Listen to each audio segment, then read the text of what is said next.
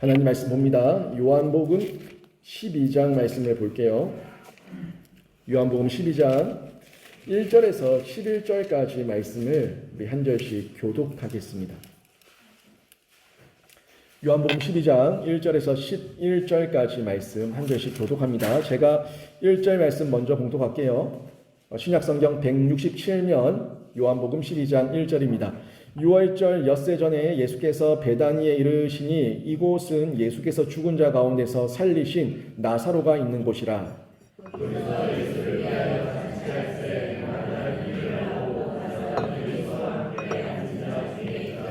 마리아는 지극히 비싼 향유 곧 순전한 나드 한 근을 가져다가 예수의 발에 붓고 자기 머리털로 그의 발을 닦으니 향유 냄새가 집에 가득하더라.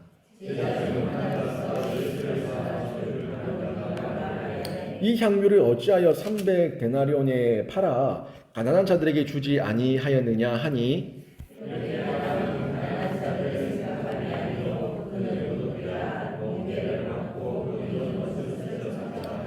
예수께서 이르시되 그를 가만두어 나의 장래할 날을 위하여 그것을 간직하게 하라.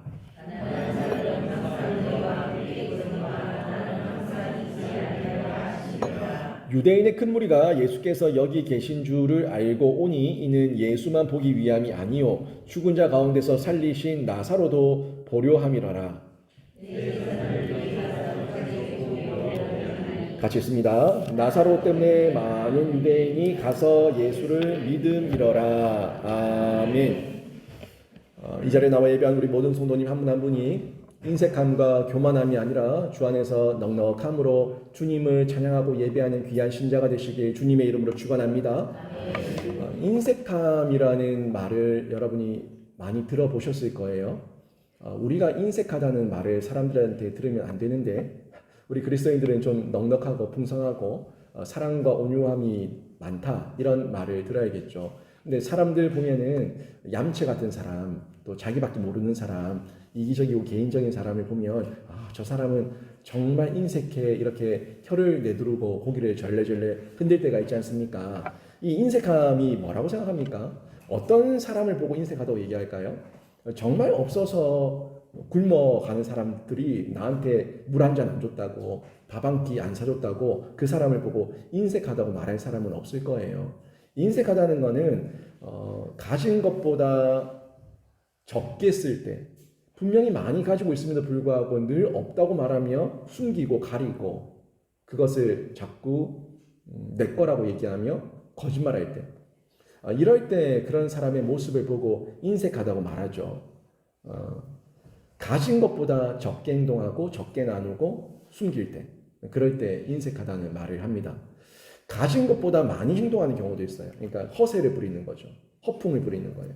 가진 것보다 많이 있는 것처럼 흉내내고 있는 척을 하는 사람. 이런 사람들을 교만하다고 얘기합니다.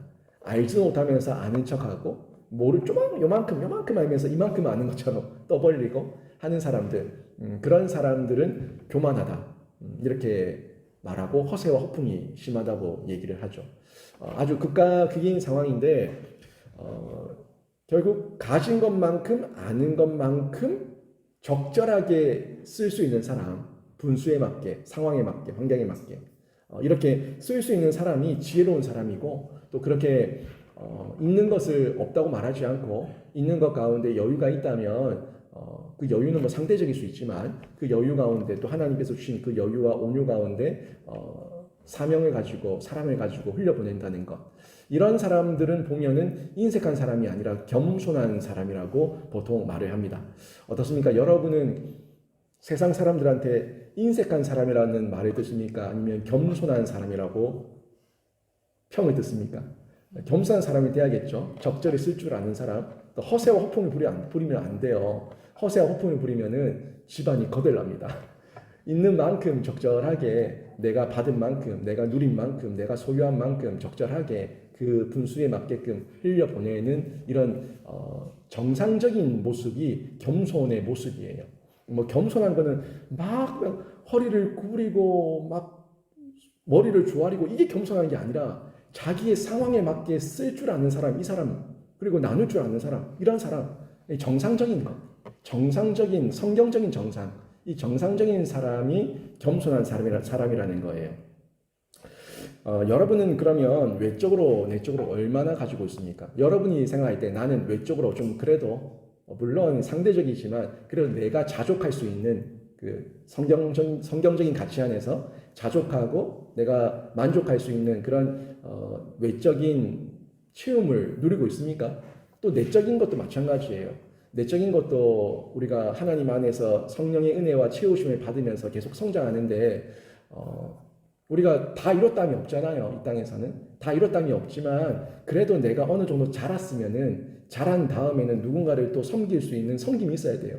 내가 완벽해지고 나서 예수님처럼 되고 나서 누군가를 섬기겠다고 하면은 못 섬겨요. 절대 섬길 수가 없습니다. 내가 초신자 때로부터 조금씩 자라면서 1년, 2년, 3년 시간이 지나고 그래도 내가 어느 정도 자랐다 싶으면은 나보다 못한 사람을 섬길 수 있는 사람이 그게 겸손한 사람이고 정상적인 그리스도인이에요. 물론 위에를 보면은 위에 또 직분자들이 있고 누가 있고 나보다 더 신앙생활 더 오래 한 사람이 있고 믿음의 거장들이 있고 아유 난 저런 사람들한테 비하면은 난 아무것도 못하지 이렇게 얘기하는 사람이 겸손한 사람이 아니에요. 그 사람들은 겸손한 게 아니라 지금 자기의 이 분수에 맞지 않게 잘한 것에 대해서 표현하지 못하는 어리석은 사람이에요. 겸손하다는 거는 계속 강조하지만 내가 어느 정도 자랐으면 초등학생이면 초등학생답게 중학생이면 중학생답게 고등학생이면 고등학생답게 그 분수의 상황에 맞게 그 자신의 처신을 할 줄 아는 사람 이런 사람이 겸손한 사람이라는 거죠. 고등학생이 대학생 흉내를 내면 교만한 거고 청년이 장년, 중년 흉내를 내면 그것도 교만한 거고 자신의 분수에 맞게 할 수 있어야 되는데 여러분은 외적인 모습이나 내적인 모습에서 어느 정도를 받았다고 생각하시고 또 어느 정도 내가 베풀며 또 나누며 산다고 생각을 하십니까? 또 이런 부분을 신앙적으로 판단해 볼 수 있어야 되는데 신앙적으로 본다면 이걸 어떻게 해석하냐에 따라서 나눌 수 있다, 못 나눈다 이런 어떤 열매가 구분이 돼요.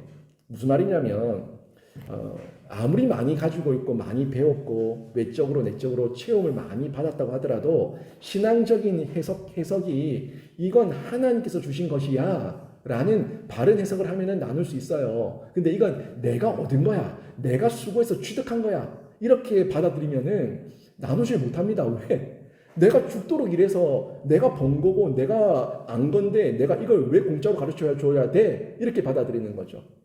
이런 경우는 인색하다고 말할 수 있죠. 사실 아이들 보면은 공부 잘하는 아이들 보면 남에게 잘 가르쳐 주는 애들이 공부를 잘해요.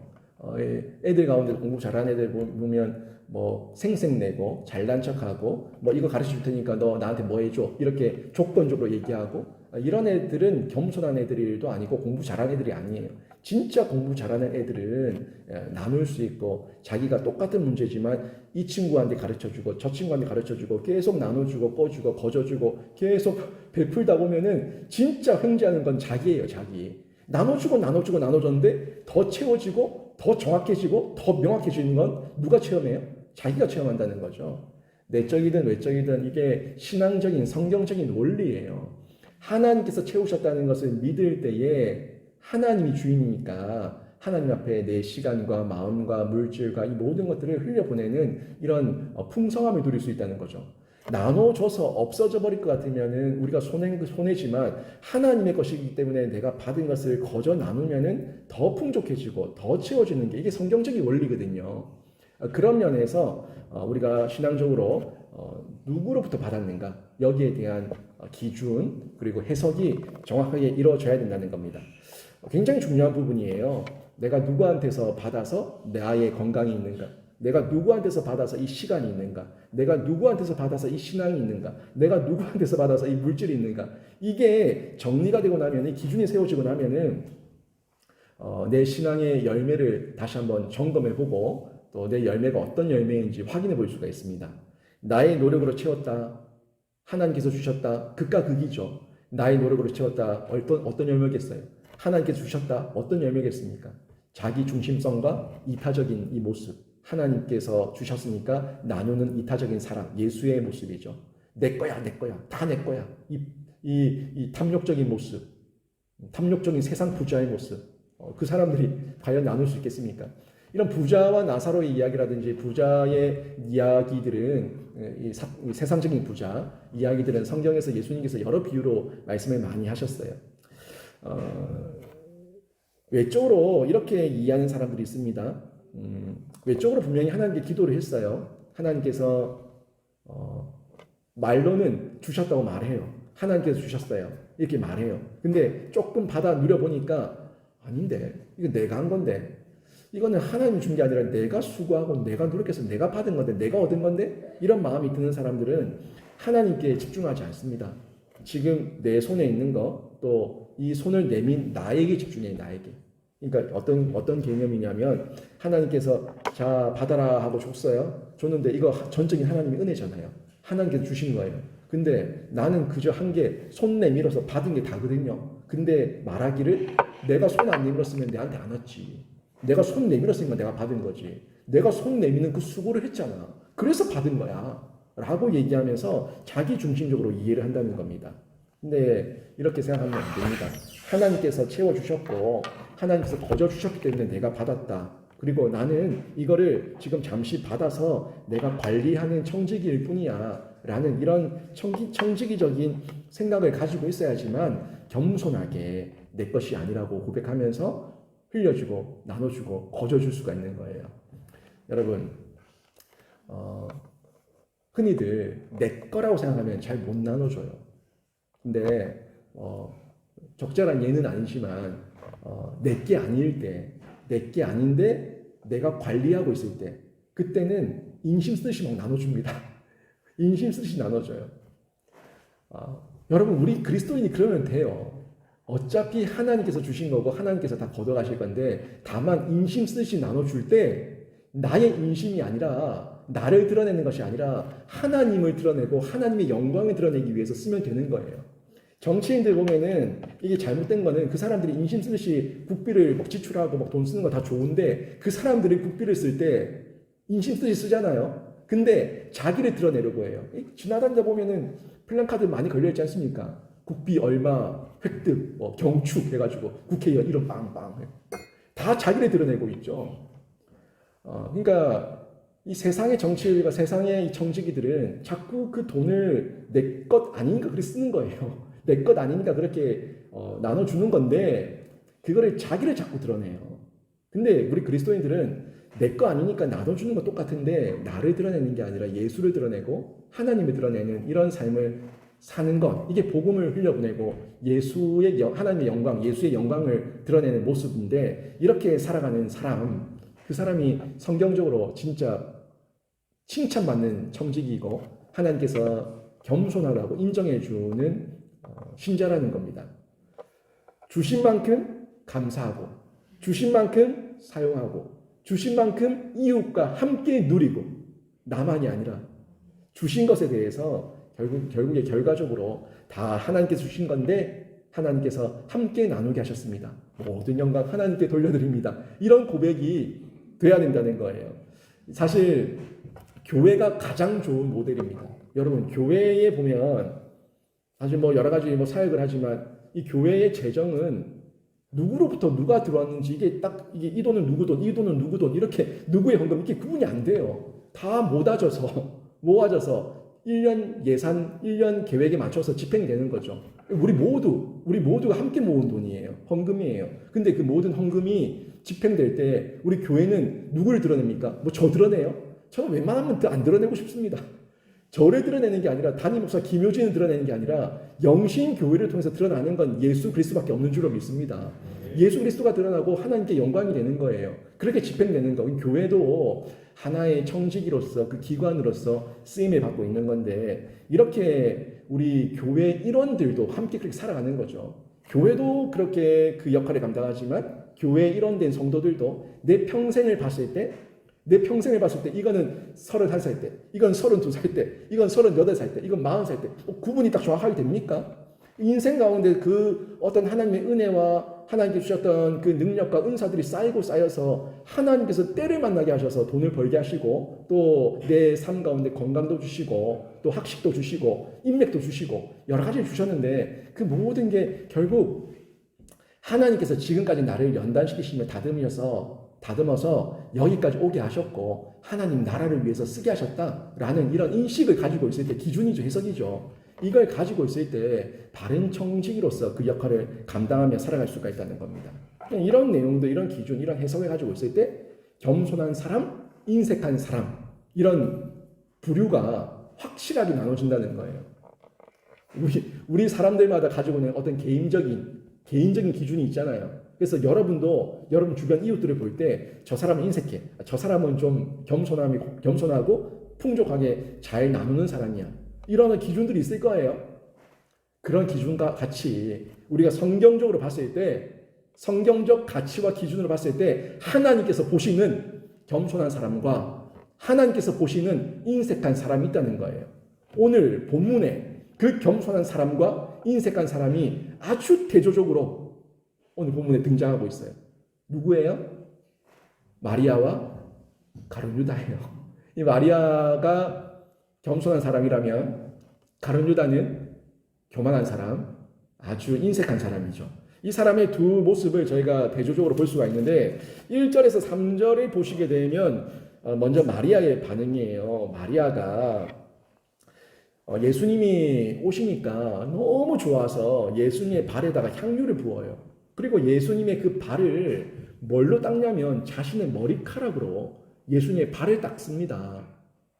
그 당시에는 뭐 아스팔트가 있습니까? 시멘 바닥이 있습니까? 다 흙바닥이 흙바닥. 남학신 같은 거, 집신 같은 거 싣고 다니는 중에 발이 먼지가 이렇게 돼 있으니까 보통 사람들이 오면은 종들이 물동이에 물을 가지고 와서 발을 씻겨드리고 수건으로 닦는 거, 이게 기본적인 예의고 높은 사람이 왔을 때 하는 대접인데 지금 그 물 대신 향유를 부은 거고 수건 대신 자신의 머리카락으로 예수님의 발을 닦은 거예요. 결국 마리아는 자기가 종의 위치에서 겸손하게 예수님을 섬기고 있는 최선의 모습을 다 하고 있는 겁니다. 마리아의 겸손, 마리아의 헌신적인 모습 저희가 엿볼 수가 있겠죠. 근데 보세요. 너무너무 이게 파격적이에요. 예수님은 발이에요. 마리아는 자신의 머리카락이에요. 사실 지금도 그렇지만 여성들의 머리 헤어스타일이 어떠냐에 따라서 그 여자의 지금 어떤 위치나 상황들을 볼 수가 있지 않습니까? 뭐 이러고 있으면 뭐 어떤 여자인지 알잖아요. 예쁘게 단장하고 있으면 또 어떤 여자인지 드러나지 않습니까? 행사가 있을 때마다 여성들은 다 미용실에 가서 머리를 하지 않습니까? 그러니까 이 머리는 여성에게 머리는 영광이에요, 영광. 자신의 지금 위치와 자신의 상황을 드러내는 이 영광스러운 어떤 상징적인 게 이 헤어스타일 머리카락이에요. 근데 이 머리카락으로 겸손히 예수님의 발을 닦는다는 것은 자신의 모든 영광과 자신의 모든 이 위치와 상황을 다 내려놓는다는 거죠. 철저하게 종의 자리로 내려앉은 마리아의 모습을 보여주고 있는 겁니다. 이 마리아가 왜 그랬을까요? 뭐 때문에 이랬을까요? 마리아는 예수님을 너무 잘 알아요.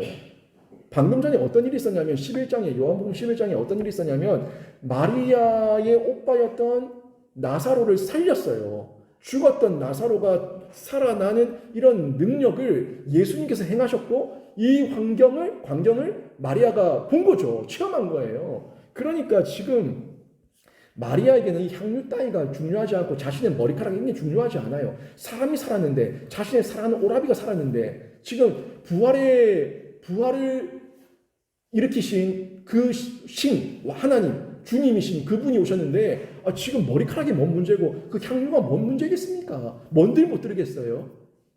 다 자신의 모든 걸 다 드려도 아깝지가 않은 거예요. 제가 예전에 한번 제 아내가 조산할 때 26주 된 아이가 죽었을 때 그때 딱 죽기 직전에 저희 아내가 분만실에 있고 제가 분당 차여성병원 그 길거리를 헤매고 다닐 때 들어갈 수 있는 시간이 뭐 면회 시간이 몇 번 없으니까 그 면회 시간 잠시 보고 또 그 다음 면회 시간 동안 밖에서 계속 배회하는 거예요. 그 11월 달 한참 추워질 때 추운 날씨에 제가 길거리를 걸으면서 하염없이 울었어요. 그냥 하염없이 울면서 제 모습도 처량하고 그때 하나님께 계속 기도하기를 하나님 이 아이를 뱃속에 있는 아이 제가 얼굴도 본 적도 없고 이 태명밖에 없는 아이지만 이 아이를 제가 살릴 수만 있다면 제가 뭔들 못하겠습니까? 제가 뭐 그때 전세금 있는 그거 얼마 조금 안 되는 돈, 이 돈도 제가 다 드릴 테니까 이 돈 제가 단칸방 가도 상관없고 월세를 가도 상관없으니까 하여튼 제 가진 거 다 가져가셔라도 이 아이를 살릴 수 있으면 저 살리고 싶습니다. 이런 기도가 나오더라고요. 여러분 그게 아비의 마음이고 어미의 마음이에요.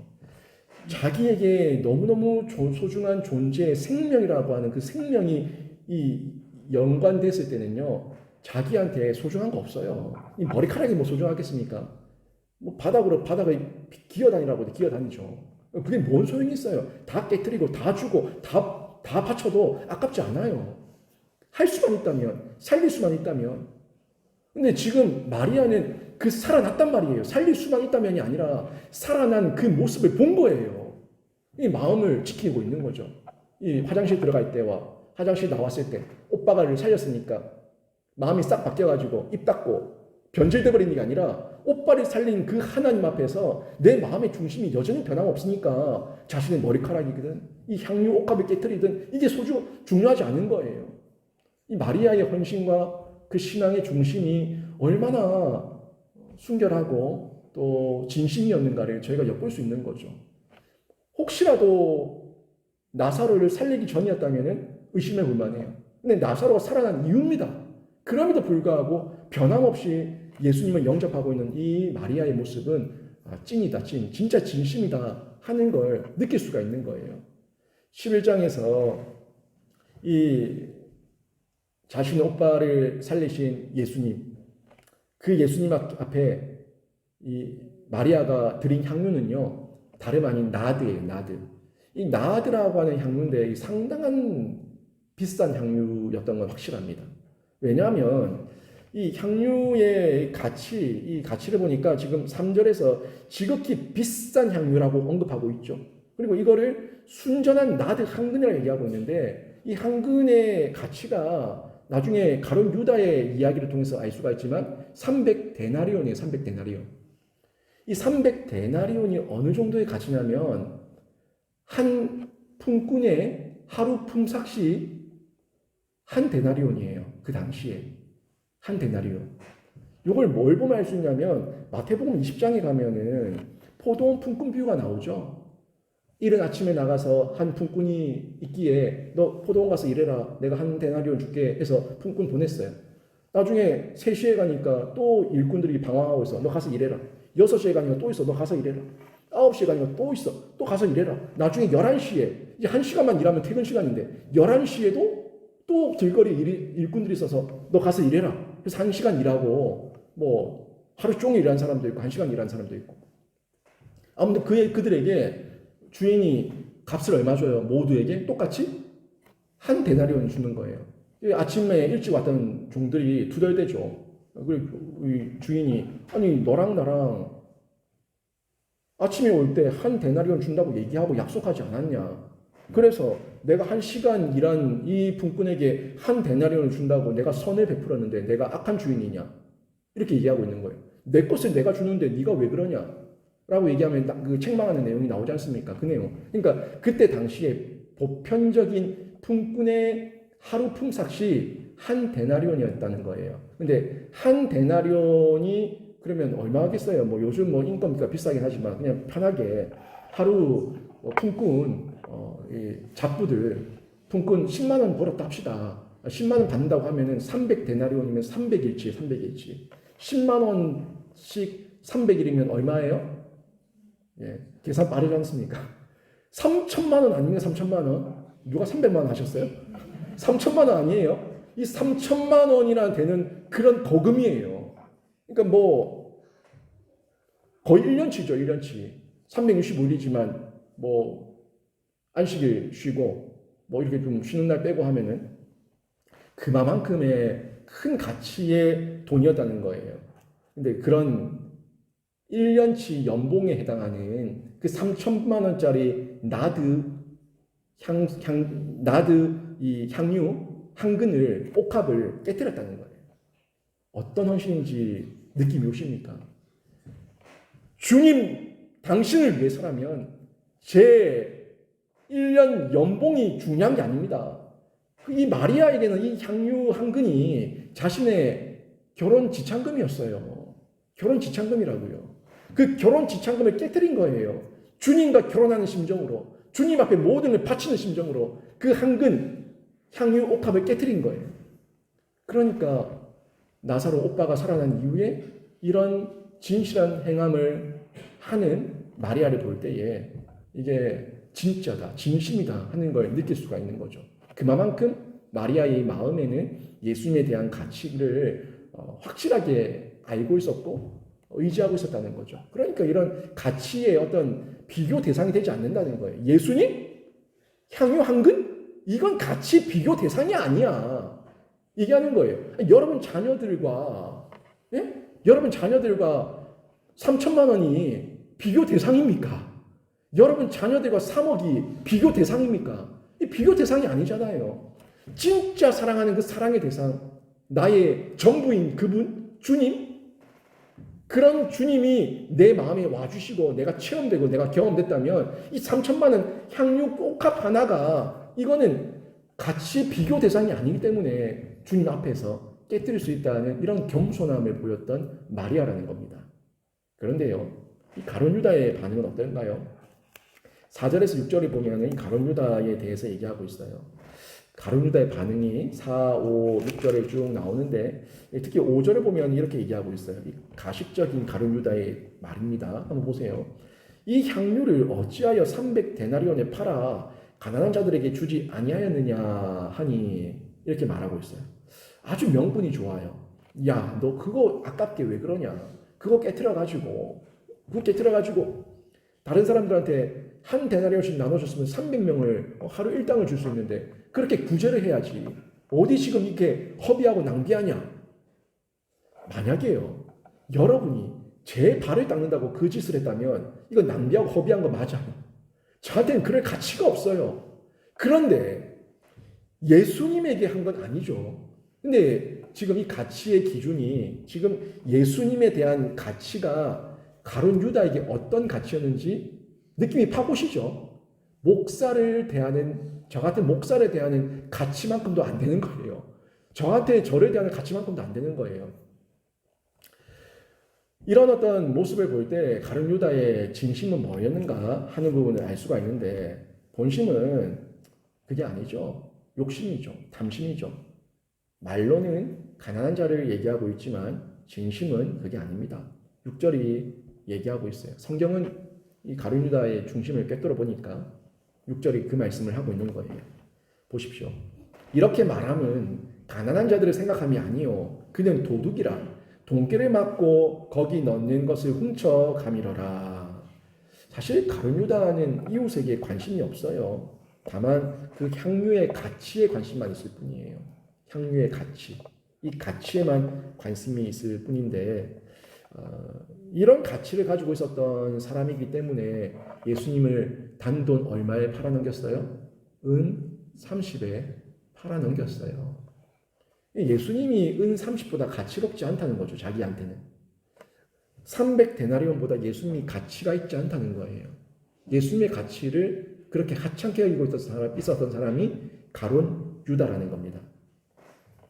그러니까 가장 가까운 이웃, 3년 동안 동고동락하며 자신을 사랑하며 가르치며 온 정성을 다 쏟았던 그 예수님을 팔아넘긴 거예요. 우리 모습이 이럴 때가 있지는 않습니까? 교회로부터, 하나님으로부터 받기는 좋아하지만 하나님께 드리고 교회에 베풀기는 인색하지 않냐는 거죠. 아니 3년 반 동안 가룟 유다가 예수님과 함께 동고동락하면서 예수님한테 얼마나 큰 은혜를 받았겠습니까? 얼마나 많은 가르침을 배웠겠습니까? 또 돈깨를 맡았어. 자기가 회개였다, 회개. 자기가 회개였는데 그 회개 가운데서 이 가룟 유다가 알게 모르게 뒷주머니에 챙긴 돈이 얼마겠습니까? 자기가 따라다니면서 3년 넘는 시간 동안 먹고 자고 입었던 게 결국 누구 돈으로 지금 한 거예요? 예수님 앞에 연보했던 그 돈으로 자기 먹고 입고 자고 다 한 거예요. 그렇게 은혜를 입고 은혜를 받고 사랑을 받고 체험을 육체적으로 영적으로 육적으로 체험을 받았는데 그런데 지금 예수님을 평가하고 있는 평가는 어떻습니까? 300데나리온도 안 되는 예수님, 은 30도 안 되는 예수님, 언제든지 돈만 많이 준다면 팔아먹을 수 있는 예수님, 그 정도의 가치로만 예수님을 보고 있다는 거예요.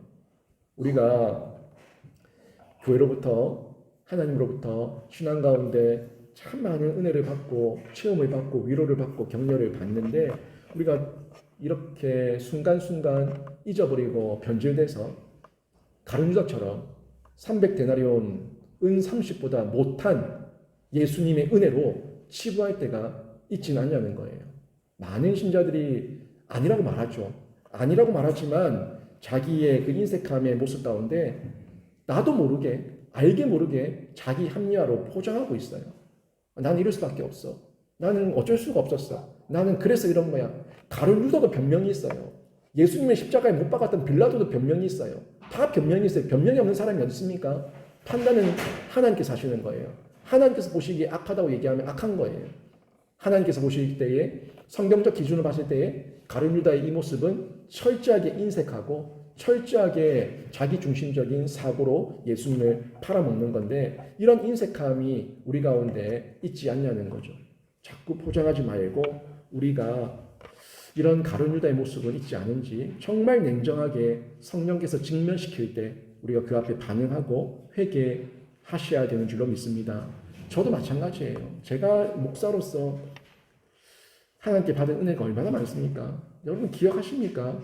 제가 우리 교회 위임식 때 답사 때 제가 했던 말 중에 늘 성도를 섬긴다고 했지만 정작 섬김을 받은 사람은 나였고 교회를 섬긴다고 했지만 정작 섬김을 받은 사람은 나였다고. 이건 제가 체험한 제 목사의 체험이고 저의 신앙이기 때문에 제가 이거는 변함이 없어요. 늘 섬긴다고 했지만 더 섬김을 받은 사람은 저예요. 여러분 한 사람 한 사람은 아이고 내가 뭘 목사님 그래 섬겼노? 라고 말할지 모르겠지만 여러분 한 사람 한 사람의 섬김이 아니라 교회 일원된 교회의 예수님의 하나님의 그 은혜로 저는 지금까지 살았고 공부했고 여기까지 왔다는 건 저는 부인할 수 없는 거예요. 전적인 모든 게 하나님의 은혜예요. 여러분도 한 명 한 명 보면은 아이고 저 부모가 우리 엄마가 우리 아빠가 저 아이가 저 자녀가 내한테 뭘 줬다고 이런 말할지 모르겠지만 여러분 평생을 보세요. 여러분 평생을 보면은 한 사람 한 사람 그때 그 시기 그때마다 돕는 자들이 있었기 때문에 여러분이 있었고 그때마다 하나님께서 때를 따라서 선제적 은혜로 여러분에게 은혜를 베푸셨기 때문에 여러분이 위로받고 격려받으면서 지금까지 다시 회복할 수가 있었던 거예요. 여러분을 위해서 기도한 사람이 얼마나 많은 줄 아세요? 정말 저를 위해서도 지금도 기도하는 분들이 많고 저를 위해서 기도해 주신 분이 너무 많아요. 제가 주일학교 있을 때부터 그분들의 기도가 쌓여서 지금까지 제가 목회를 할 수가 있고 지금도 은혜 가운데 이 사명을 감당하고 있는 겁니다. 우리는 그런데 이런 가룟유다처럼 그 은혜를 잊어버리고 인색하게 대할 때가 너무 많다는 거죠. 근데 가룟유다가 예수님을 정말 몰랐을까요? 가룟유다는 예수님을 너무 잘 알아요. 3년 반 동안 따라다녔는데 예수님의 습관을 모르겠습니까? 예수님의 어떤 식습관을 모르겠습니까? 무슨 음식을 좋아하는지 모르겠습니까? 무슨 색깔을 좋아하는지 모르겠습니까? 무슨 옷을 잘 입으시는지 모르겠습니까? 다 알아요. 외적으로는 다 안다고요. 예수님의 얼굴 모양새, 예수님의 어떤 스타일, 예수님의 어떤 식습관, 다 알아요. 하나하나 다 알아요. 근데 중요한 거는 그게 가룟유다가 아닌 예수님의 지식이 그냥 정보 지식으로 끝났다는 거예요. 이게 내려와서 예수님의 그 어록들, 예수님의 말씀들, 예수님이 계속 가르쳤던 반복된 비유의 결론들, 이런 내용들을 통해서 예수님이 말씀하시는 본질을 깨달아야 되는데, 예수님은 이런 얘기 잘하시지, 예수님은 이런 비유 잘하시지, 예수님은 이런 말 습관이 있지, 예수님은 이런 어록이 있지, 그런 어떤 외형적인 습관, 외형적인 모습에만 집착하고 있었던 거예요. 그러니까 지금 삶이 그 열매가 예수님의 제자답게 드러나지 않는 거죠. 사탄의 제자죠. 사탄 자식이에요. 사탄 자식. 오죽했으면 예수님께서 가룟유다를 보고 태어나지 않았으면 더 좋을 자였다고 얘기했겠습니까? 그 얘기는 실패자라는 게 아니라 그만큼 돌아오라고 사인 주고 깨닫고 기회를 줬지만 끝까지 자기가 거절하고 거부하고 뛰쳐나가니까 철할 바에는 차라리 태어나지 않는 게 더 좋았을 것이라는 그런 인간적인 탄식이에요. 기회를 줬으니까 기회를 줬는데 못 돌아오니까 그 안타까움의 탄식을 예수님께서 말씀하셨던 거죠. 중요한 거는 지식으로 옳고 그르고 얼만큼 안다. 그게 중요한 게 아니라 내가 예수님을 아는 만큼, 예수님을 경험하고 체험한 만큼 얼마나 실천하고 있는가. 이게 중요하다는 거예요. 결국 우리의 지식은 죽은 지식이 아니라 생명 지식이어야 되는데 머리 지식, 가슴 지식, 생활 지식으로 나타날 때 그게 진짜 성령 받은 사람이고 열매 있는 사람이에요. 열매로 그들을 알리라. 이 예수님의 말씀은 진리입니다. 내가 어떤 열매를 맺냐는 내 마음에 뭐가 있었냐가 드러나는 그 통로이기 때문에 늘 우리 안에 죽은 지식이 아니라 생명 지식이 되게끔 예수 그리스도의 본질을 만나고 예수 그리스도 연합된 가운데 살아가셔야지 생명 사역을 감당할 수가 있는데, 여러분은 가룟과 같이 그냥 정보로만 아는 자가 아니라 정말 마리아처럼 정보는 좀 부족하더라도 예수님을 체험적으로 만나서 예수님 앞에 진실함으로 반응하는 찐 성도가 되시길 주님의 이름으로 축원합니다.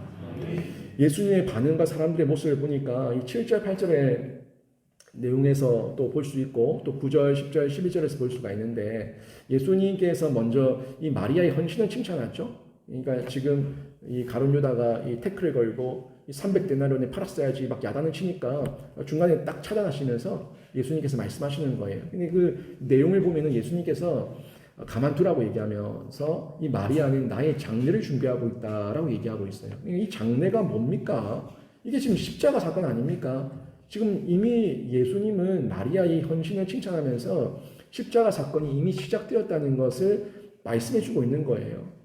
우리는요, 우리를 위해서 모든 것을 주시고 모든 것을 보여주신 예수님, 이 예수님을 생각할 때 결국에 이 십자가 사건과 늘 연결이 돼야 되는데, 마리아의 진심은 십자가 사건과 연결이 된다. 우리의 진심이 십자가를 체험한 사람이라면 그 진실된 반응으로 나타나는 거죠. 이 같은 맥락인데요. 결국에 이 마리아의 반응과 가룟 유다의 반응이 확실히 다른 거는 십자가의 은혜를 받을 사람, 십자가의 은혜를 받지 못할 사람, 결국 그렇게 연결이 되는 거예요. 마리아가 예수님 앞에서 이런 반응을 보였던 거는 그가 나중에 또 예수님의 그 부활 사건의 제일 먼저 목격자가 되지 않습니까? 예수님을 위해서 그 장례 절차 가운데 향유를 가지고 예수님의 몸을 닦기 위해 가는 그 걸음을 가지 않아요?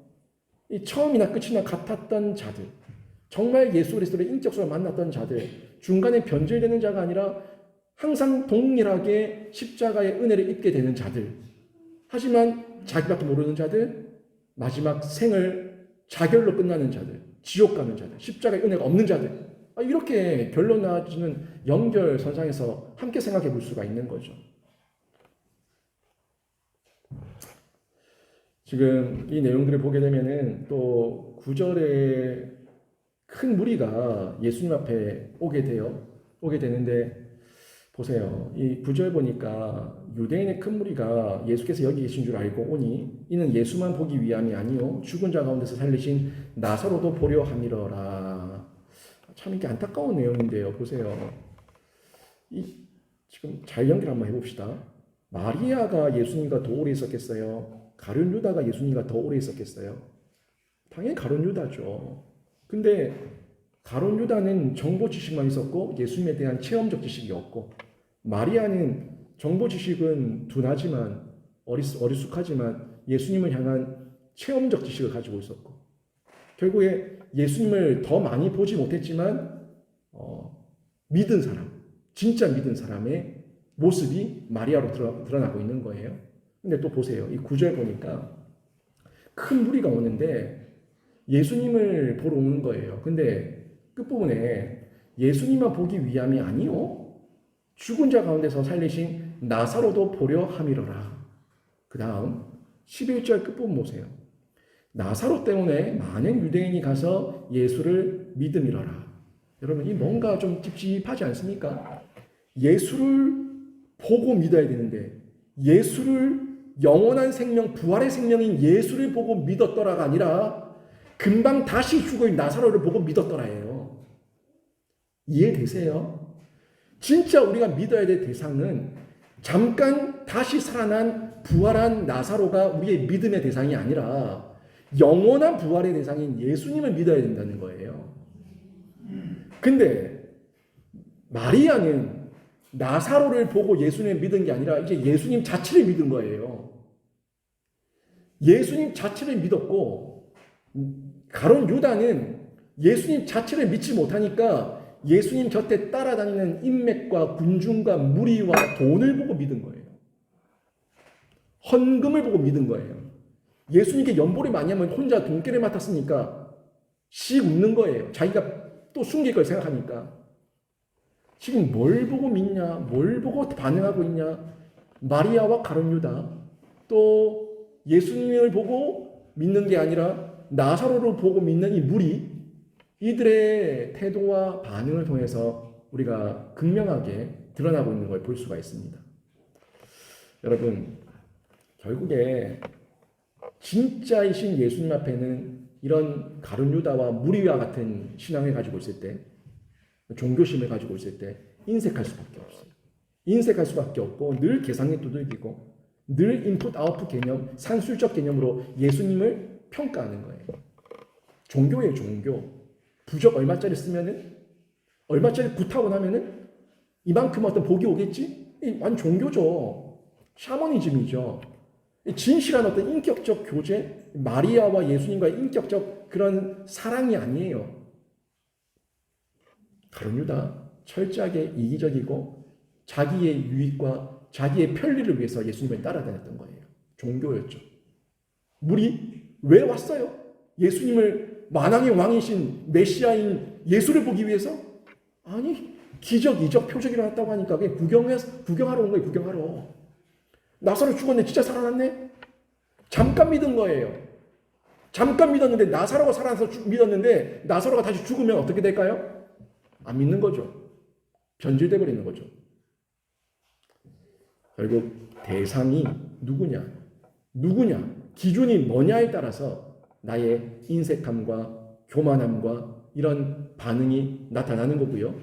또 내가 믿는 대상과 그 기준이 뭐냐, 이 바른 신앙, 예수, 성경 안에서 찾게 되면은 겸손함으로, 온유함으로, 사랑함으로, 넉넉함으로 진짜 마리아처럼 섬기며 헌신하며 엎드릴 수가 있는 거죠. 흘려보낼 수가 있는 거예요. 여러분이 믿는 믿음의 이유는 무엇입니까? 여러분이 인색함과 교만함을 보일 때는 언제입니까? 여러분의 믿음이 여러분의 행동을 결정합니다. 여러분의 믿음이 약할 때의 행동이 인색함과 가룟 유다의 반응을 보이고, 여러분의 믿음이 교만할 때 대제사장의 모습을 보이게 됩니다. 그들이 예수를 몰랐고, 그들이 하나님을 몰랐고, 그들이 토라와 율법을 몰랐던 게 아니에요. 다 알았어요. 하지만 그들이 믿음이 약하고 믿음이 교만할 때, 변질됐을 때 그 열매는 가룟 유다를 통해서, 바리새인들과 종교 지도자들을 통해서 이 성경에 이미 다 드러나고 있습니다. 그 행동은 결국 그들의 마음의 열매인 거죠. 요한복음 20장 29절을 보면 의심하는 도마에게 예수님께서 이런 말씀하셨어요.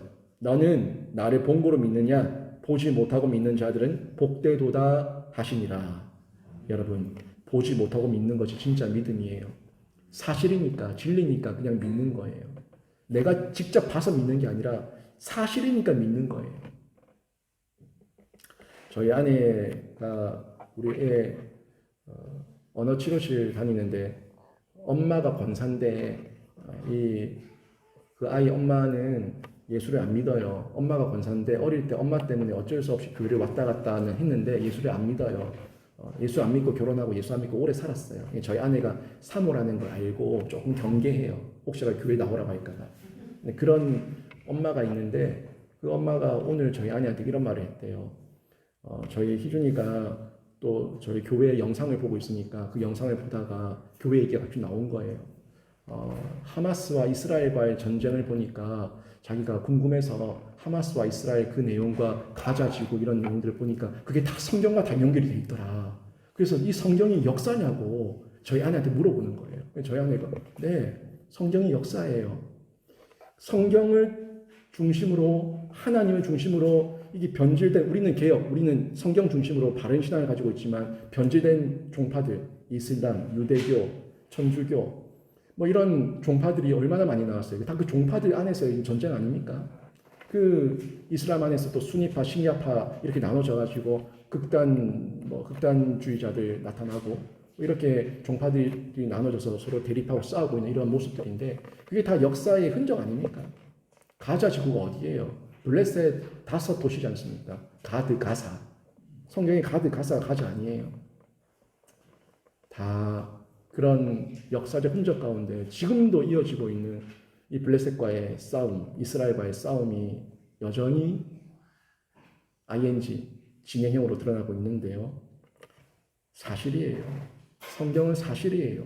사실이니까 그냥 믿는 거예요. 갑자기 나타난 종파와 종족과 부족들이 아닙니다. 성경의 역사를 가지고 지금까지 전통 이어져 온 그 역사의 흔적들이고 뿌리들입니다. 그 역사의 사실을 우리는 믿는 거예요. 여러분의 마음에 하나님께서 충만하게 임하고 성령께서 깨닫게 하셔서 이 믿음이 성경을 향한 믿음이 말씀을 향한 믿음이 확실하게 믿어지고 여러분의 삶이 되고 열매가 되는 그런 놀라운 역사가 일어나길 주님의 이름으로 축원합니다. 그래서 인색함이나 교만함이 아니라 정말 생명을 가진 자답게 말씀을 받은 자답게 생명을 전하는 생명 사역자로 살아내시길 주님의 이름으로 축원합니다. 아멘.